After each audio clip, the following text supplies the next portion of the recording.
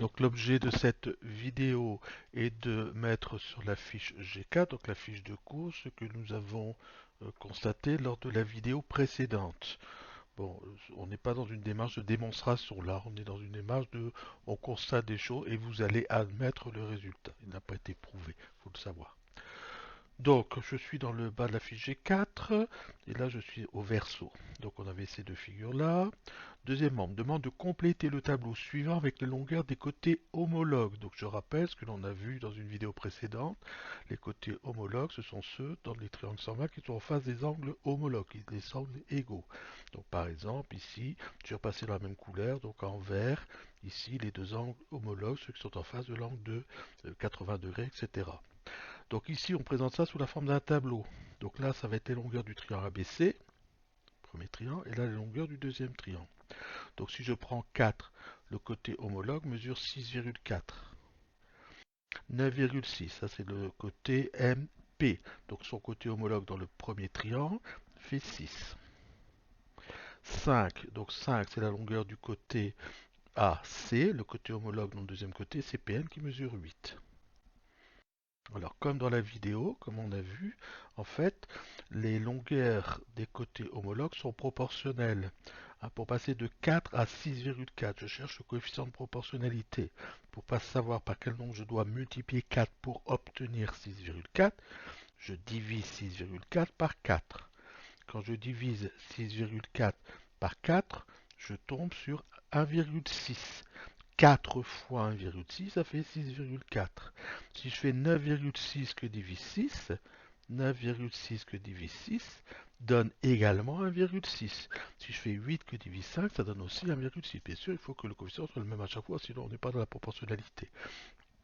Donc cela veut dire que si je connais une longueur du triangle ABC, pour trouver la longueur correspondant à l'autre triangle, je multiplie par 1,6. Maintenant, si je travaille dans l'autre sens, si dans un sens je multiplie par 1,6, dans l'autre sens, vous allez dire on divise par 1,6. C'est vrai, simplement ce qu'on appelle le coefficient, c'est un nombre par lequel on multiplie. Alors diviser par 1,6, on l'a vu dans le chapitre d'avant, diviser par un nombre, c'est multiplier par son inverse. L'inverse de 1,6, c'est 1 divisé par 1,6. Voilà, et on tombe sur 0,625. Donc si j'ai un nombre, si j'ai une longueur du grand triangle, pour obtenir celle du petit triangle, je multiplie par 0,625. D'accord? Donc ça, encore une fois, c'est une propriété qui est admise, c'est un constat qu'on fait, un deuxième constat. Donc les longueurs des côtés homologues, donc les longueurs des côtés homologues de deux triangles semblables,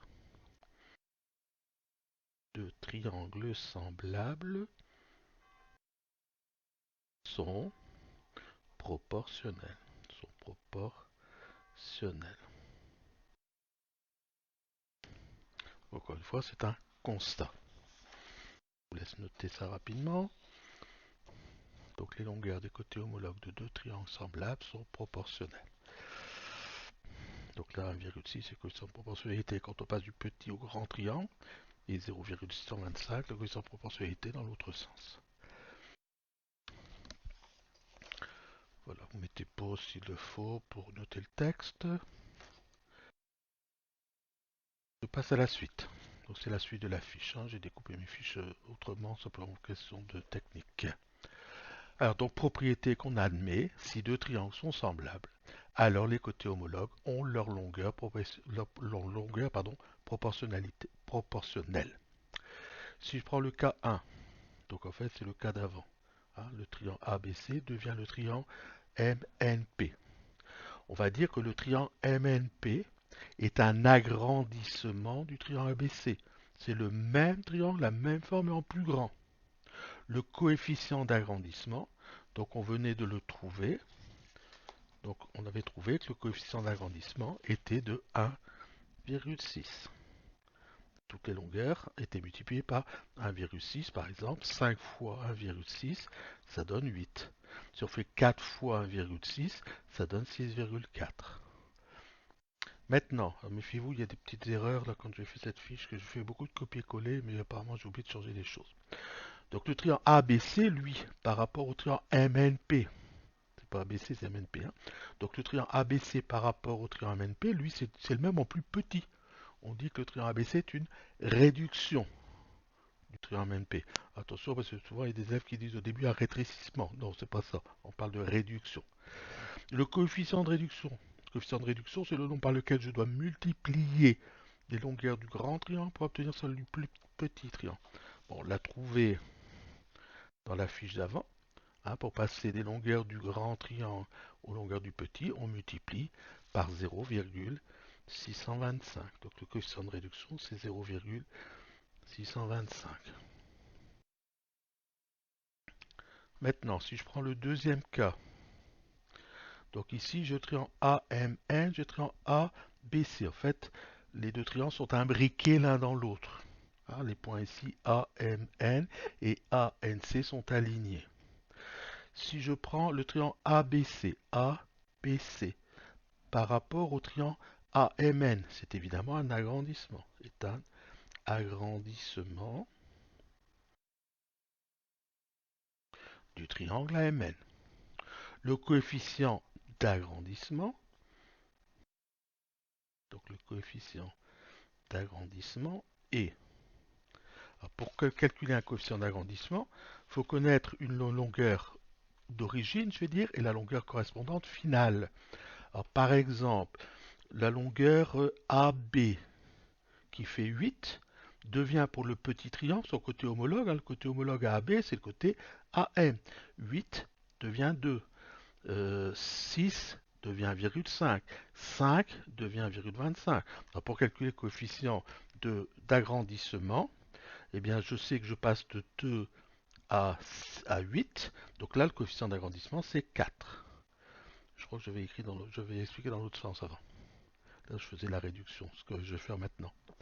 Le triangle AMN par rapport au triangle ABC. Alors là, faites attention s'il y a une erreur, je crois, dans la fiche. Donc le triangle AMN est par rapport au triangle ABC. Ben, c'est le même en plus petit. Donc c'est une réduction. Le coefficient de réduction. Et le coefficient de réduction. Donc pour le calculer, je dois avoir une longueur initiale, une longueur de départ, une longueur finale. Donc je passe du triangle ABC au triangle AMN. Donc je passe de 8 à 2. Donc le coefficient de réduction, c'est 2 la longueur finale divisé par 8 la longueur initiale. Donc c'est 2 huitièmes. Donc 2 huitièmes, ça fait aussi un quart. Ou si je veux une écriture décimale, 0,25. Donc le coefficient de réduction, c'est 0,25 ou un quart. Pour passer du grand triangle au petit triangle, on multiplie toutes les longueurs par 0,25. On divise par 4, ce qui revient au même. Hein. Bon, vous mettez pause hein, si, par rapport à la plus ou moins grande rapidité que vous avez de prendre note et d'écouter en même temps. L'intérêt d'une vidéo, encore une fois, c'est que je peux revenir en arrière. Alors, lors d'un agrandissement ou d'une réduction de rapport K, donc rapport K, c'est le coefficient de proportionnalité, bah, les longueurs sont multipliées toujours par le même nombre K. Bien sûr, toutes les longueurs sont multipliées par le même nombre. Hein.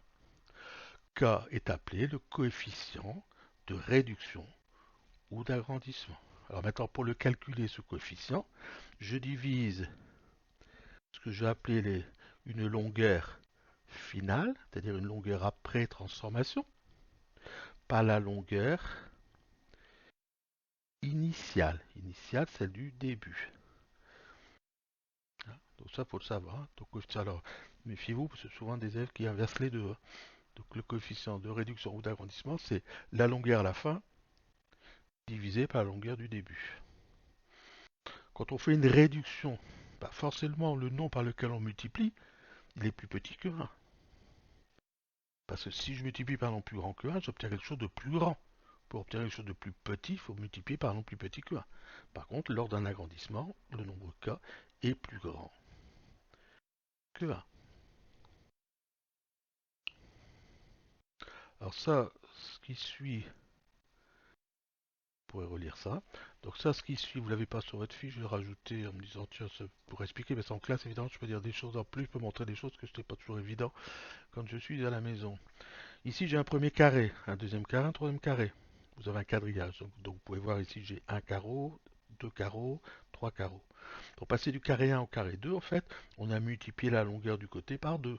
Donc le carré 2 est un agrandissement du carré 1 de coefficient 2. Maintenant, si je travaille dans l'autre sens, si je passe du carré 2 au carré 1, je divise par 2. Mais diviser par 2, c'est multiplier par l'inverse de 2, c'est-à-dire 1 demi, ou 0,5 si vous voulez une écriture décimale. Donc le coefficient de réduction pour passer du carré 2 au carré 1 est de 0,5. Maintenant, si je passais du 1 au 3, donc là c'est un agrandissement de coefficient 3. Le carreau 1, enfin le carré qui a un carreau, un côté de carré, de 1 carreau à maintenant 3 carreaux. Donc je passe de 1 à 3, donc le coefficient c'est bien 3. Ensuite si je travaille dans l'autre sens, donc je passe de 3 carreaux à 1 carreau, donc je multiplie par un tiers, puisque je divise par 3. Ça revient à multiplier par un tiers. Là, je n'ai pas d'écriture à virgule exacte. Un tiers ne correspond pas à un nombre décimal. Maintenant, j'aurais pu rajouter, mais je n'ai pas beaucoup de place. Et pour passer du 2 au 3, je passe d'un carré de côté 2 à un carré de côté 3. Je passe de 2 à 3. Donc le coefficient d'agrandissement pour passer de 2 du carré 2 au carré 3 est de 3 que divise 2. 3 demi. En écriture décimale 1,5. Si je fais 2 fois 1,5, ça fait bien 3. Ensuite, je travaille dans l'autre sens, du 3 au 2. Donc je passe de 3 carreaux à 2 carreaux. Donc le coefficient de réduction, c'est 2 que divise 3, donc 2 tiers. Donc on multiplie ici par 2 tiers. Bon là, il n'y a pas d'écriture décimale de ce nom. D'accord? Alors maintenant, on va voir à quoi ça peut bien servir, tout ça. Alors, donc c'est l'objet du poly suivant, donc qui est ici. Laissez-moi un petit peu pour régler, laissez-moi un peu de temps. Voilà. Calcul de longueur. Donc en fait, cette propriété va servir à calculer des longueurs. Exemple 1. Donc j'ai un bateau. Les deux voiles de ce bateau sont des triangles semblables. On vous dit que ce sont des triangles semblables, on n'a pas besoin de le prouver, ça fait partie de l'énoncé. On veut la hauteur de la petite voile, c'est-à-dire on cherche DF. Bon, le point F est là, apparemment, il n'a pas été mis. Donc je cherche DF. Alors comment je vais faire? Donc je sais que j'ai deux triangles semblables. Là aussi on va rédiger. Donc on va dire, je sais que, donc je rappelle pour les fiches j'accepte JSQ, donc je sais que les triangles, donc ABC et DEF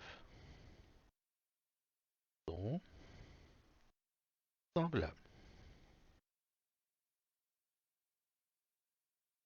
Bon, je ne vais pas mettre les longueurs, vous pouvez les mettre si vous voulez, mais ça va prendre pas mal de place. Maintenant, je vais citer une propriété. Alors la propriété, c'est OR, et on l'a noté avant. Donc si deux triangles sont semblables, deux triangles sont semblables,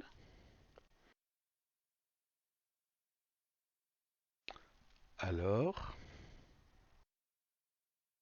les côtés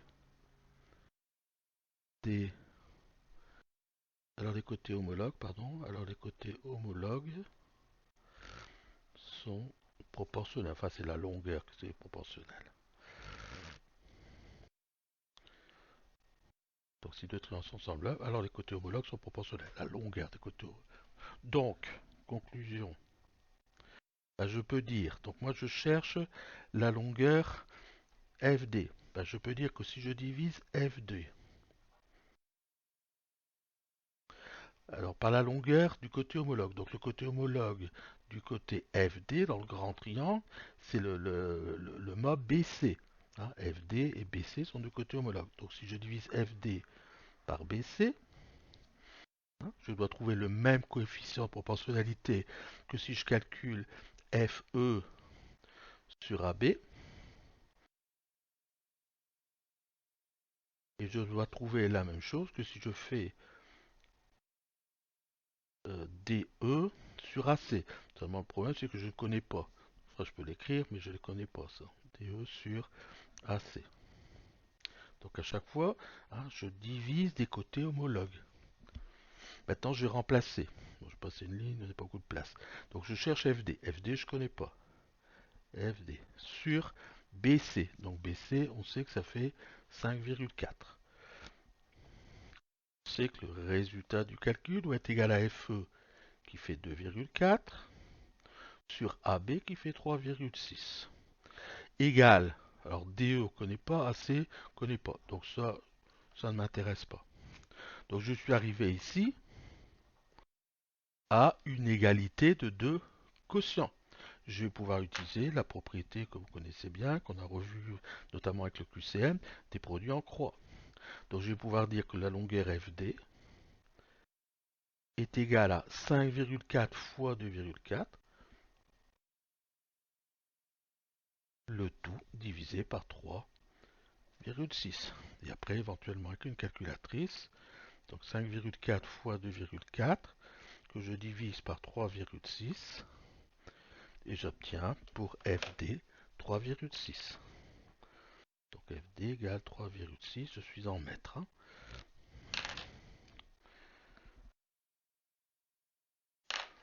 Donc la hauteur de la petite voile, hauteur de la petite voile est de 3,6 mètres. D'accord? Donc ça c'est un premier exemple.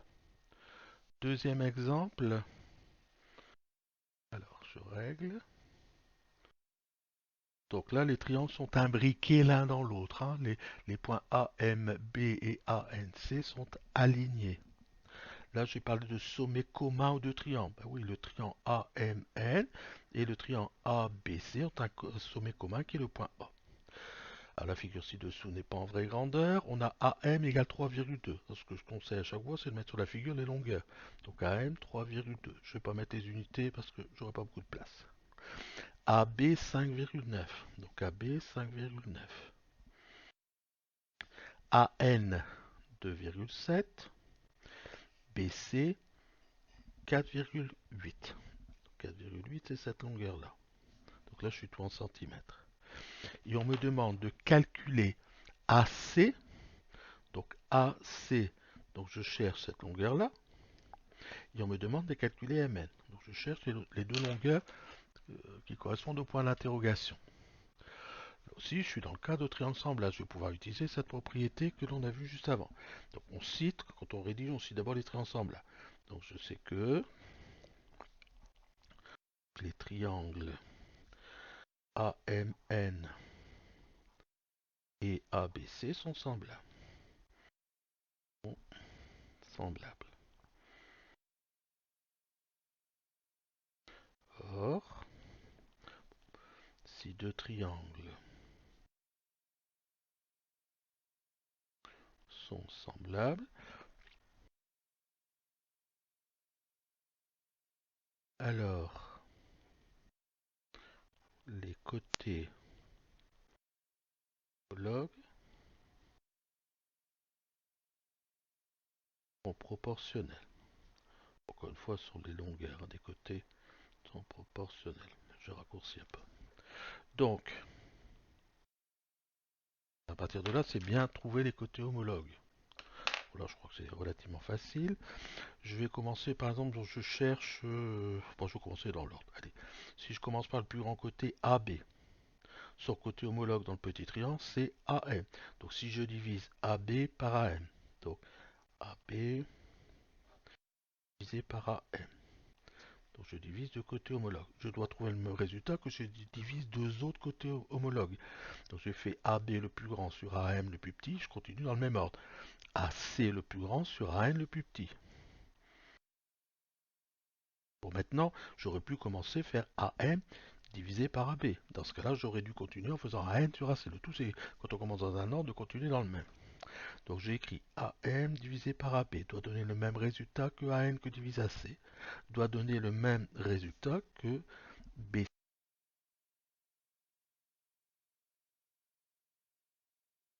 Je pense qu'il y a eu un petit problème de micro. Donc AB sur AM égale AC sur AN égale BC sur MN. Et maintenant je remplace. Donc j'écris AB. AB 5,9. Je divise AM 3,2 égale AC. AC c'est ce que je cherche.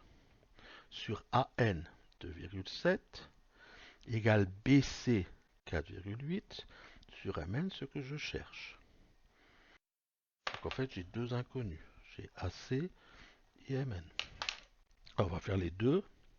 Simplement, on va les faire. Je vais créer une sorte de colonne là. Je cherche AC. Ben, je vais pouvoir dire que AC, je fais mon produit en croix avec ça. Donc c'est 5,9 fois 2,7 que je divise par 3,2. Ça fois ça divisé par 3,2. Produit en croix. Et donc je trouve pour AC 5,9 fois 2,7 que divise 3,2. Alors je vais arrondir, il n'était pas marqué, c'est arrondi au millimètre près. Hein, donc là, comme je suis en centimètres, le millimètre près, ça veut dire un chiffre après la virgule. Alors là, je suis un peu dans un cas particulier, parce que ma réponse, la réponse que l'on me donne, je cherche une feuille de papier pour écrire. Donc la réponse que la calculatrice donne, bah, c'est celle-là, je vais la montrer, ce sera plus facile. Voilà. Donc, je ne sais pas si vous voyez bien. Donc c'est 4,97, etc. Je vais en arrondir au dixième. Donc normalement, je dois regarder le chiffre d'après, mais c'est un 7. Donc ça veut dire qu'au-dessus du 9, je dois passer à la dizaine au-dessus. Donc en fait, la réponse c'est 5,0. Donc l'arrondi, c'est 5,0 cm. Alors j'en vois un déjà devant moi qui dit: ouais, mais monsieur, le zéro il sert à rien là. Si, le zéro il sert à quelque chose. Le zéro il indique que je fais un arrondi au dixième près. Si je ne mets pas le zéro qui est là, je vais écrire que 5. Oui, ça veut dire on ne connaît pas le chiffre des dixièmes si on met que 5. Tandis que là, je connais le chiffre des dixièmes, c'est zéro. C'est pas un zéro inutile. Maintenant, je cherche MN. Donc là, je vais aussi faire le produit en croix, mais avec le premier par exemple. Donc je vais dire MN, c'est 3,2 fois 4,8. 3,2 fois 4,8 que divise 5,9. Ça fois ça divisé par 5,9. Donc je vais faire le calcul. 3,2 fois 4,8 que divise 5,9.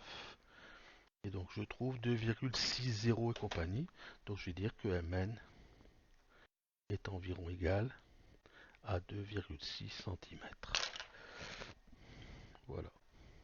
Donc cette propriété sur les triangles semblables sert à calculer un côté. Bon, il faut connaître au minimum 3. Alors cette propriété, en fait, elle sera généralisée sous la forme d'un théorème qu'on appelle le théorème de Thalès, en fait. Hein. Bon, ça, j'aurai l'occasion certainement dans une autre vidéo de vous parler de ça. Hein. Quand on parle du théorème de Thalès, en fait, ça, c'est un des aperçus de ce théorème. Encore une fois, on ne l'a pas démontré, on l'a simplement constaté. Voilà, cette vidéo est maintenant terminée.